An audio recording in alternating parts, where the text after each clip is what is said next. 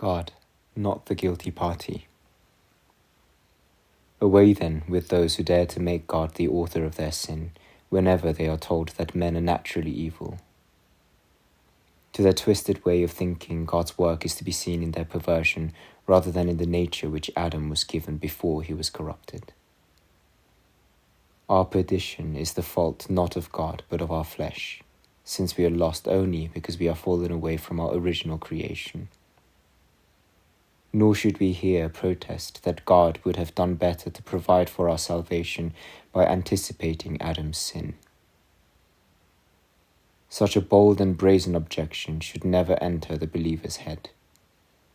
Moreover, this has to do with God's predestination, a subject we will treat in the appropriate place. So we should always remember to blame our plight on our own corrupt nature, and not on the nature originally conferred on man. We should not accuse God, as if our misfortune were his doing. It is of course true that sin's fatal wound is deeply planted in our nature.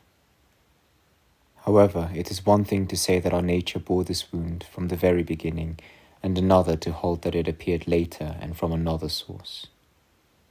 Without question, it was wounded by sin which came upon it. We therefore have no cause for complaint except against ourselves. This is the message which Scripture is careful to teach. Ecclesiastes declares, "I know that God made men good, but man has fashioned many evil devices." It is obvious then that man's doom is to be attributed to him alone, inasmuch as he was endowed by God's grace with natural integrity, and through his own folly tumbled into vanity. We contend that man is naturally perverse and corrupt, but that his perversion is not in him by nature. It is not, we affirm, by nature, in order to demonstrate that it is an additional trait acquired by man, rather than a quality belonging to the substance implanted in him from the beginning.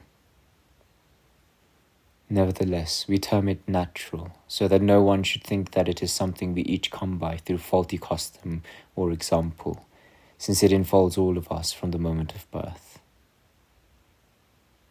And let us not speak on our own authority. The same reasoning prompts the Apostle to call all of us heirs of God's wrath. Now how could God be angry with the noblest of his creatures, given that the least of the works which he has made are pleasing to him? The answer is that he is angry not with his own work, but with its corruption. If, then, there are grounds for saying that man is naturally abhorrent to God, we may justly say that man is naturally flawed and wicked. So Augustine does not scruple, because of our corrupt nature, to call natural the sins which inevitably reign in our flesh when we are without God's grace.